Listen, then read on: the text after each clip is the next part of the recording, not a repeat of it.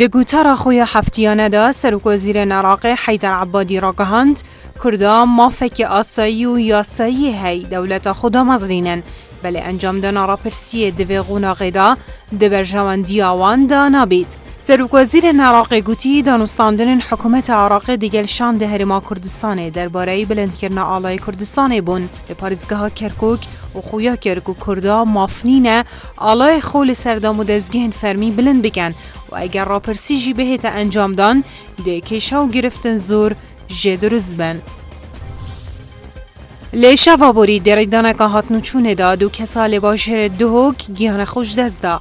الگوری دا خویانی که هیمن سلیمان بر پرس را گهاندنو پیوندین پولیسن پارزگاه دهوک لیشا وابوری دم جنکی و قروی حول دای لیجا دا سرکی لبرانبر آواهی قایم قامی درباز ببن طرمبلکی او هنگافتینه و انجام دا هر دویان گیان خوش دست دا.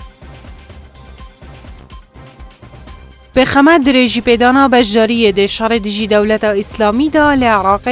حکومت کانادا هزکا سربازی لنزیک باشر حولر بنجه کر. ده بیان نامه که وزارت بارافانی کانادا هاتیه شد سرباز جیکا 430 یا هیزن اسمانیین شاهانه ین کانادا بو باکور عراق هاتی نروانه کرن و هنارتناوان هیزاد کویده ده چارچوب ریبریبونا چکدارن دولت اسلامی دا لعراق. کانادا ای که جوان والاتن هر لدست بکه تبلی هفپیمانی دجی داعش بوین و بو مبستجی 830 سرباز و شیرتکارن سربازی روانه عراق گیرینه.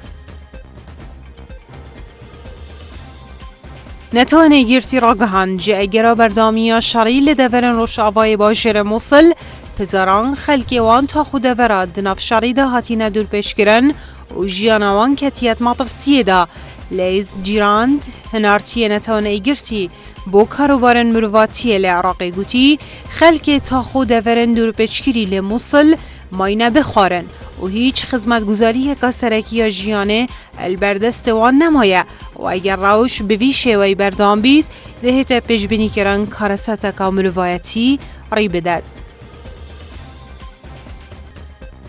هیزن سوریا دموکراتی اون باشر رقعی سوری بتمامی دور پیشگیری بکینانا جوات مدنی یا خسر بو برای برنا باشر رقع را گهاند. بیان نامه که دا هیزن سوریا دموکراتی را گهاند دم 6 هیوایه کار بودم از راندنا جوات مدنی یا خسر بو برای برنا رقع تهتا کرن و او جوات جسروک عشیرو کساتین باشری هاتیه پکینان بشتیر از گار کرنا رقع جدست دولت اسلامی در که برای برناوی باشری که ویتا دست جوات مدنی یا خلک باشری بخدا.